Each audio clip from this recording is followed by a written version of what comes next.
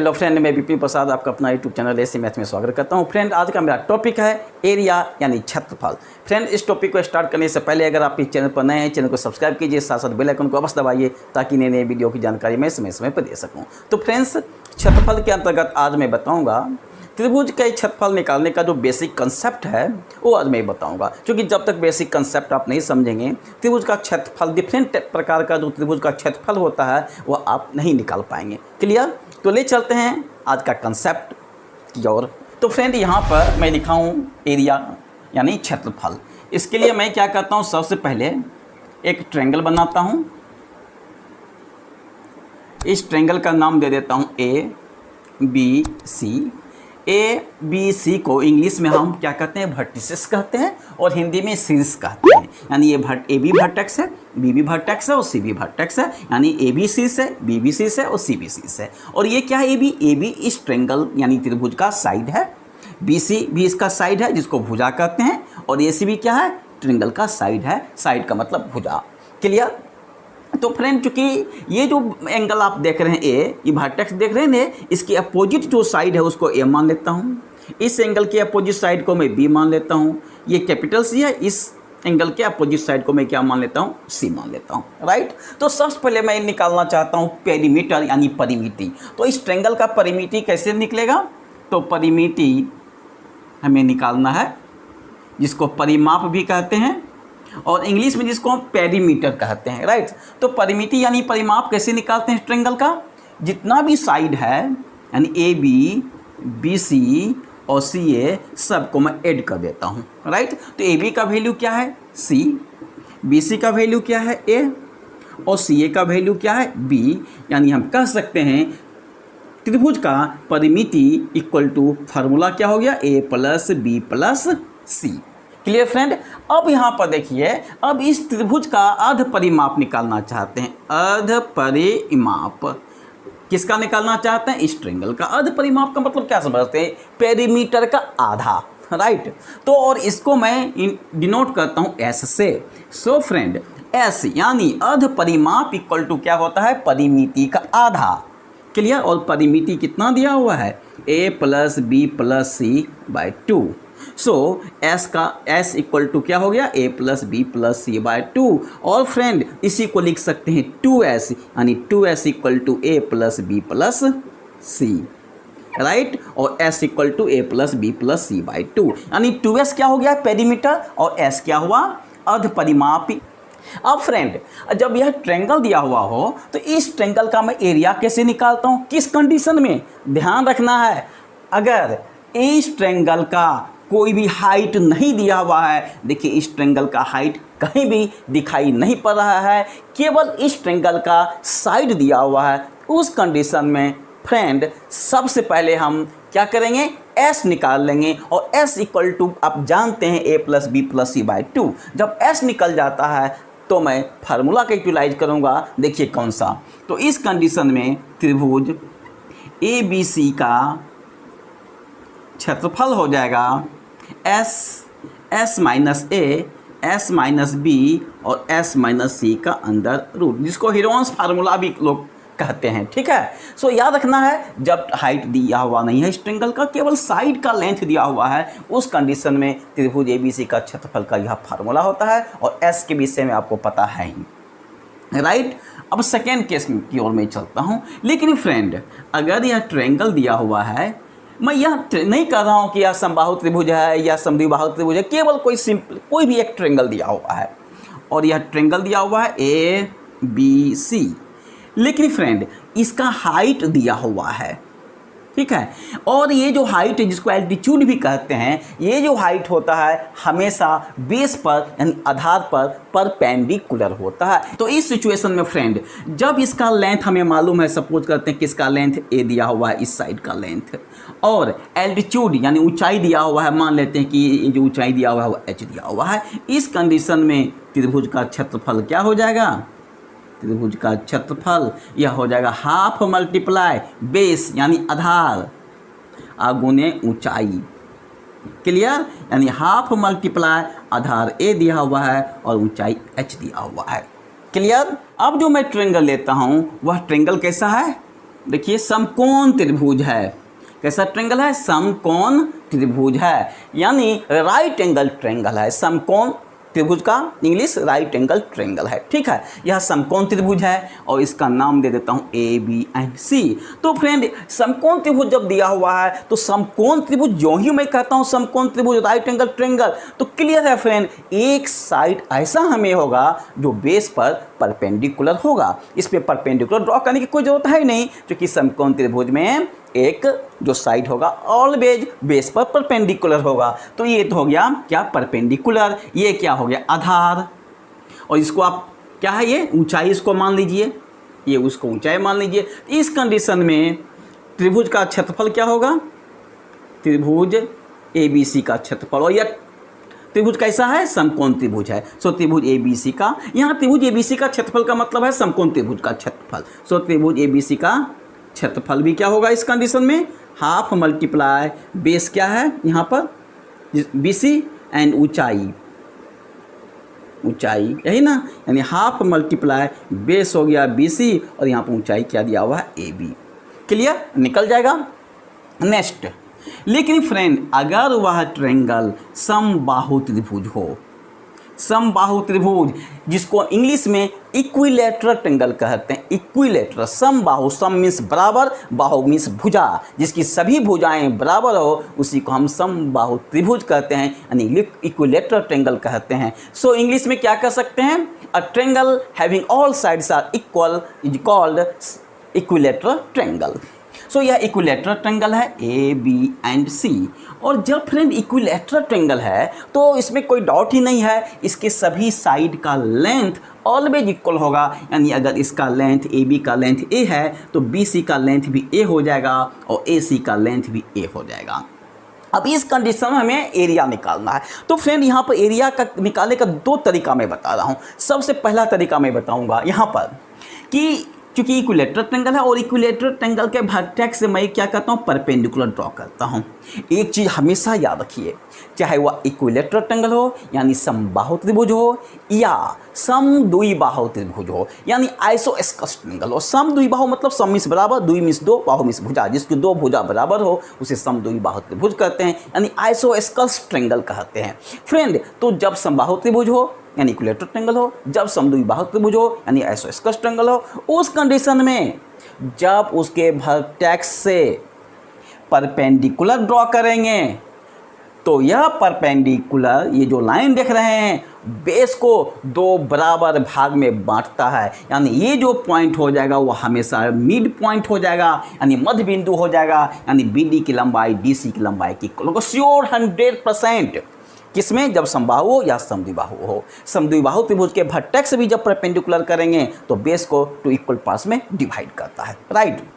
तो फ्रेंड चूंकि यहाँ से यहाँ तक का लेंथ A है और यहाँ से परपेंडिकुलर ड्रॉ किया गया है, इसका मतलब ये मध्य बिंदु हो गया यानी मिड पॉइंट हो गया। सो इसका लेंथ कितना हो जाएगा? A/2, आधा, टोटल लंबाई का आधा, और इसका भी लेंथ क्या हो जाएगा? A/2, यानी इसकी लंबाई के इक्वल है।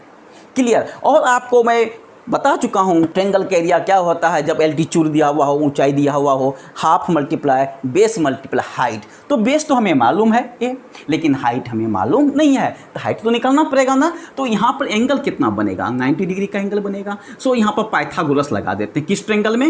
ABD ट्रायंगल में।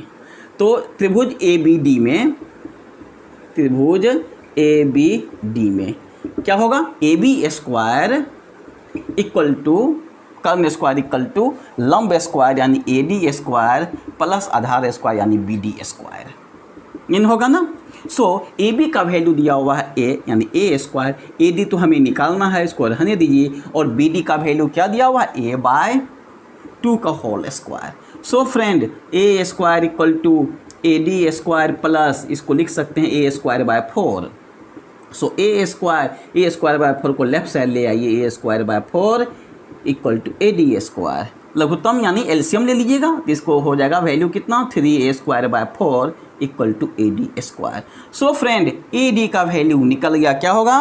3A स्क्वायर बाय 4 का अंडर रूट। तो 3 का वर्गमूल तो संभव नहीं है, तो √3 को √3 रख दीजिए। A स्क्वायर का कितना होगा? A होगा, और 4 का कितना होगा? 2 होगा। ठीक है, 4 का वर्गमूल 2, ए स्क्वायर का वर्गमूल ए। तो ए डी निकल गया √3/2a, यानी इसका वैल्यू निकल गया √3/2a। So friend, area of A B C अब निकल जाएगा। सो त्रिभुज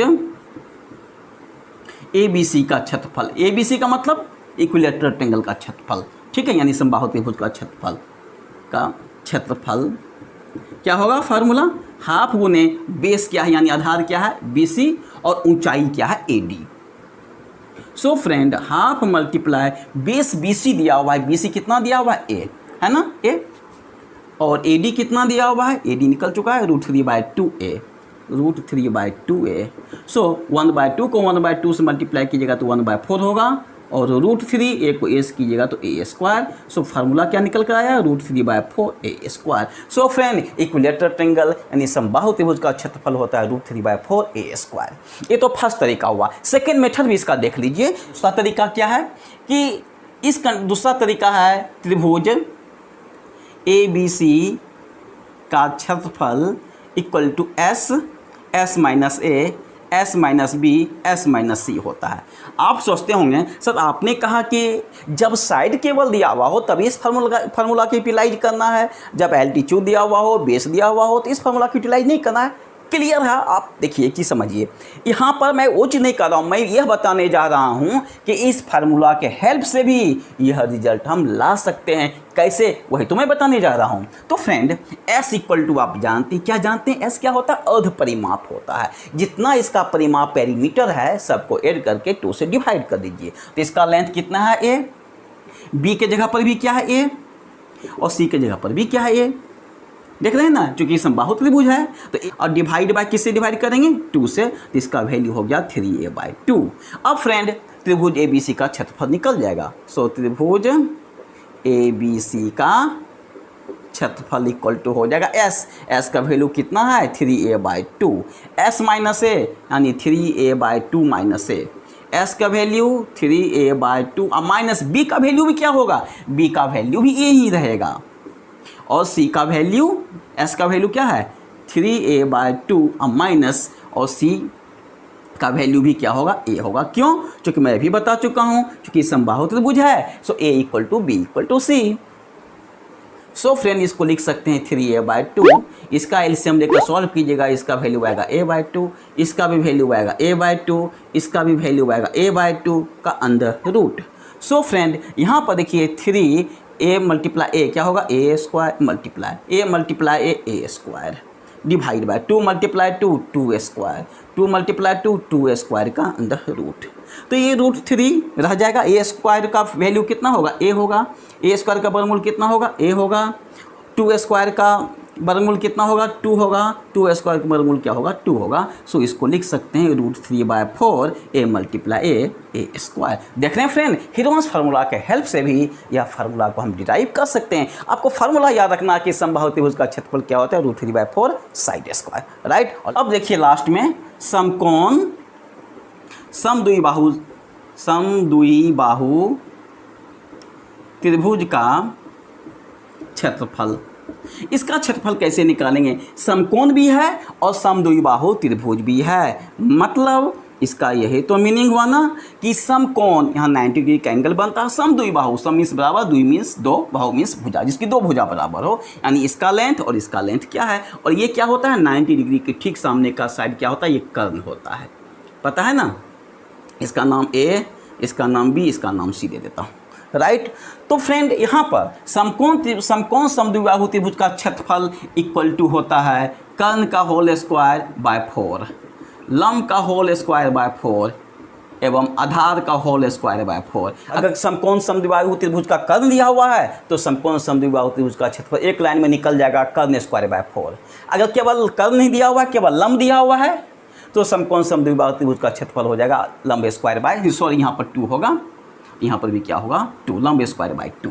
यानी जब समकोण समद्विबाहु त्रिभुज का लंब दिया हुआ हो तो इसका क्षेत्रफल हो जाएगा लंब स्क्वायर बाय 2, जब आधार दिया हुआ हो तो आधार स्क्वायर बाय 2, जब कर्ण दिया हुआ हो कर्ण स्क्वायर बाय 4। कितना आसान यह फार्मूला है, लेकिन यह फार्मूला आया कैसे, है कि नहीं है। अब इसके लिए देखिए क्या करना पड़ेगा फ्रेंड। इसके लिए मैं क्या करता हूँ, कर्ण स्क्वायर का फार्मूला लगा देता हूँ। कर्ण स्क्वायर इक्वल टू क्या होता है, लंब स्क्वायर यानी ए स्क्वायर प्लस आधार स्क्वायर यानी ए स्क्वायर, यानी ए स्क्वायर प्लस ए स्क्वायर क्या होगा, 2a स्क्वायर होगा।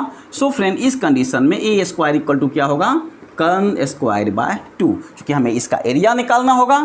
त्रिभुज ए बी सी का क्षेत्रफल क्या होता है, हाफ मल्टीप्लाई बेस कितना दिया हुआ है ए और हाइट कितना दिया हुआ है ए, यानी 1/2 ए स्क्वायर यानी 1/2, और ए स्क्वायर के वैल्यू में क्या निकाल चुका हूँ, कर्न स्क्वायर बाय 2, इसके प्लेस पर रख दीजिए कर्न स्क्वायर बाय 2। सो फार्मूला हो गया कर्न स्क्वायर बाय 4। देख रहे हैं ना रिजल्ट आया कि नहीं आया, ठीक है। एक लंब स्क्वायर को भी निकाल के दिखा देते हैं। तो लंब स्क्वायर इक्वल टू क्या होता है, कर्न स्क्वायर माइनस आधार स्क्वायर, यही ना।